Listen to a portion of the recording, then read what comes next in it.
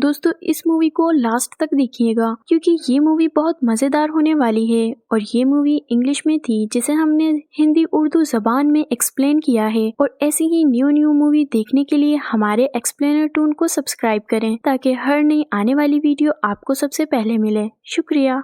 Movie का start हमें एक रेलवे ट्रैक से दिखाते हुए होता है जो एक अंधेरे टनल में जा रही होती है। वहीं हम टनल के अंदर दो बडीज को देखते हैं जो अपने पेट बाजीराव के साथ गा रहे होते हैं। दोनों बडीज बहुत अच्छे सिंगर भी होते हैं। नेटसन अपने पेट बाजीराव से बहुत प्यार करता था जबकि वैक्सन बाजीराव को नापसंद करता था। वो कहता था कि बाजीराव को तरबियत की जरूरत है। इसके बाद वैक्सन नेटसन को मूवी देखने के लिए कहता है मगर नेटसन ये कहकर मना कर देता है कि टाइम बहुत हो गया है, मुझे सोना है, मैं बहुत थक गया हूँ। फिर दोनों बडीज अपने अपने बेड पर चले जाते हैं। थोड़ी ही देर बाद टनल में ट्रेन आ जाती है। फिर यहाँ सीन कट हो जाता है और हम दो डिटेक्टिव के साथ एक प्रोफेसर और उसकी बेटी को भी देखते हैं जो उन डिटेक्टिव से बचकर भाग रहे होते हैं। प्रोफेसर की बेटी का नाम आलमेंडा होता है जो अपने फादर को उन दोनों डिटेक्टिव से बचाकर ट्रेन पर ले जा रही होती है मगर प्रोफेसर पकड़े जाते हैं। मगर प्रोफेसर अपनी बेटी को तो वहाँ से जाने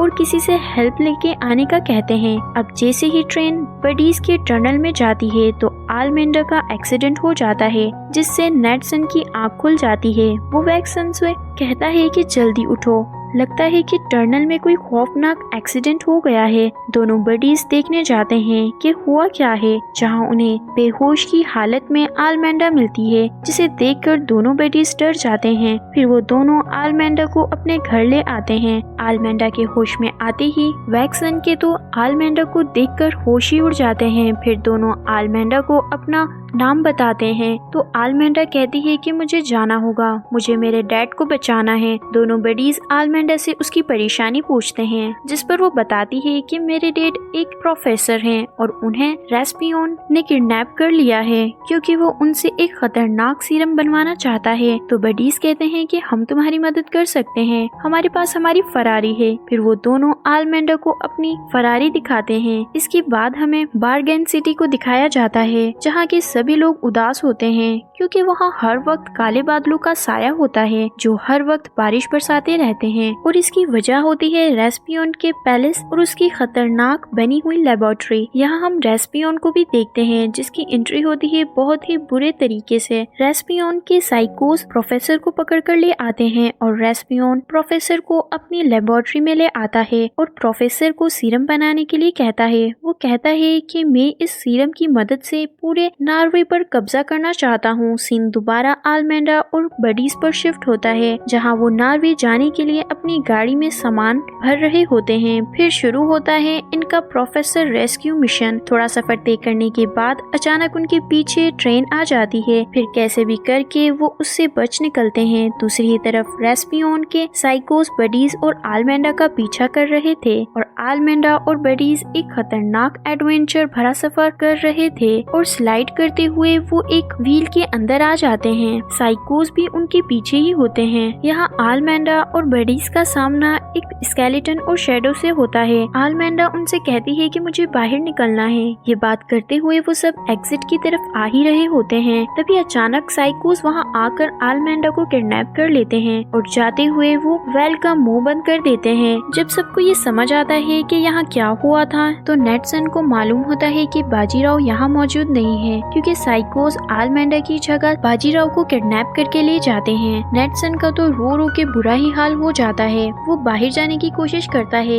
लेकिन तब तक वेल का मुंह बंद हो जाता है। सबको नेटसन की ये हालत पर बहुत दुख होता है। वो सब नेटसन को बहलाने की कोशिश करते हैं मगर नेटसन का तो रो रो के बुरा ही हाल हो जाता है। वो बाजीराव को बहुत मिस कर रहा होता है। नेटसन को देखकर आलमेंडा को भी अपने फादर की याद आने लगती है और वो उदास होकर अकेले बैठ जाती है। तभी वहाँ जेलीफिश आती है। वो आलमेंडा को वहाँ से बाहर निकालने में मदद करती है। अब हमें दोबारा रेस्पियन के पैलेस को दिखाया जाता है जहाँ साइकोस आलमेंडा समझकर बाजीराव को पकड़ कर ले आते हैं। वहीं प्रोफेसर ये देखकर परेशान हो जाता है कि आलमेंडा पकड़ी गई लेकिन जैसे ही वो थैला खोलते हैं तो उसमें से निकलता है बाजीराव। बाहर आते ही वो सब पर हमला कर देता है। बाजीराव साइकोस की लंबी नाक पर काट लेता है जैसे वो आसानी से अपने दुश्मन की खुशबू पहचान लेता है, मगर बाजीराव भी साइकोस की नाक काट कर ही अलग कर देता है। तो साइकोस गुस्से में बाजीराव को पकड़कर फ्लैश कर देता है। फिर रेस्पियन उन्हें दोबारा आलमेंडा को पकड़ने के लिए भेज देता है और यहाँ दोनों बेडीज वेल में से निकलने की ही कोशिश कर रहे होते हैं और फाइनली वो बाहर आ जाते हैं, मगर कुछ इस तरह से। अब सीन रेस्पियन के बने पैलेस के नीचे टनल पर शिफ्ट होता है, जहाँ हम दो चूहों को देखते हैं जो फिशिंग करने आए होते हैं। तभी अचानक उनके पीछे साइकोस का फ्लैश किया बोरा आ जाता है, जिसमें बाजीराव होता है। दोनों चूहे उस बोरे को लेकर अपने घर के किनारे पर ले आते हैं, जहाँ उनके दादाजी चूहों का इंतजार कर रहे होते हैं। वो चूहे जैसे ही उस बोरे को खोलते हैं तो उसमें से बाजीराव बाहर आता है, जिसे देखकर चूहे डर जाते हैं। तभी टनल में से एक इलेक्ट्रिक मशीन आती है जो दादाजी को उठा कर ले जाती है। बाजीराव देखता है कि उस मशीन के पीछे रेस्पियन का लोगो बना हुआ है, तो जाहिर है वो मशीन रेस्पियन की ही होगी। वो चूहे बताते हैं कि रेस्पियन ने एक एक करके हमारी पूरी फैमिली को पकड़ लिया है, ऐसे हमारा पूरा खानदान खत्म हो गया है। कि तुम हमारे बादशाह बनोगे, हमारी मदद करोगे,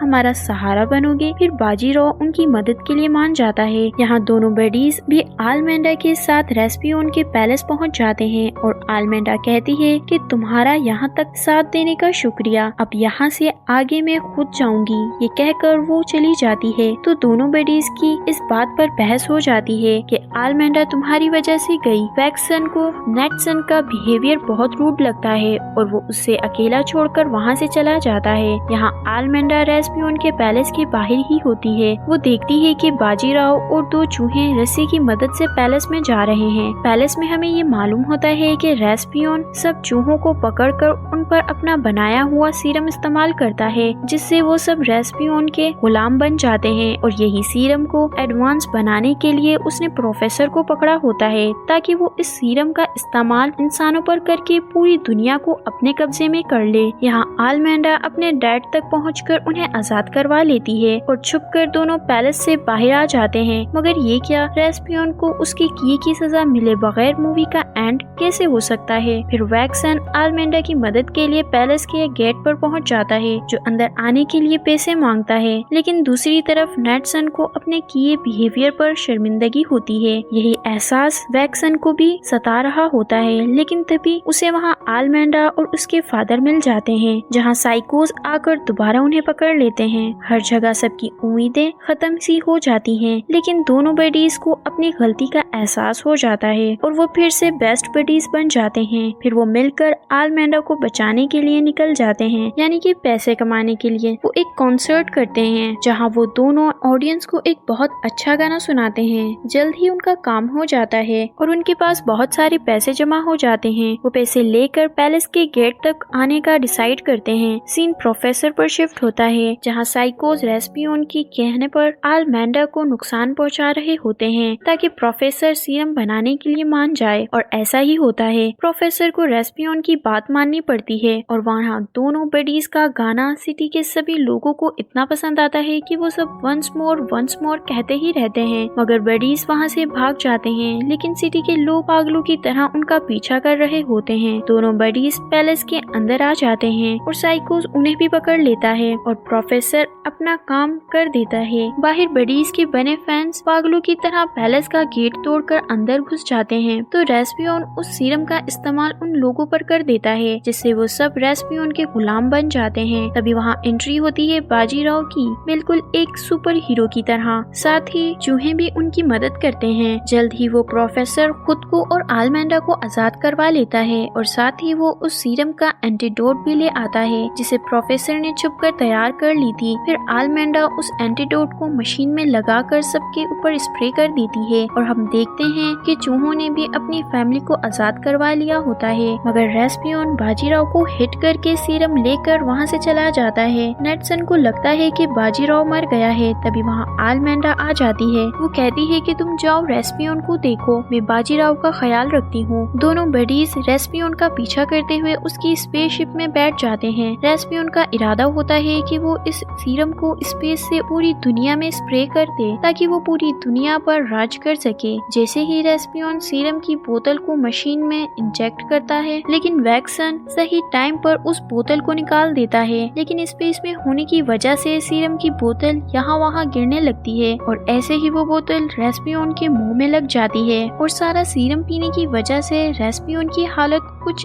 इस तरह की हो जाती है और स्पेसशिप स्पेस से होती हुई जमीन पर आ जाती है। जमीन पर प्रोफेसर रेस्पियन के लेबोरेटरी सिस्टम को बंद कर देता है, जिसके बंद होते ही सिटी पर छाए काले बादलों का साया हट जाता है। सब लोग खुला आसमान और सूरज की रोशनी देखकर बहुत खुश होते हैं। तभी बडीज का शिप अर्थ पर आ जाता है। नेटसन अपने बाजीराव को जिंदा देखकर बहुत खुश होता है। वैक्सन को भी आलमेंडा मिल जाती है और साइकोस के साथ रेस्पियन का हाल तो आप सब देख ही सकते हैं। तो कुछ इस तरह से होता है हमारी मूवी का हैप्पी एंड।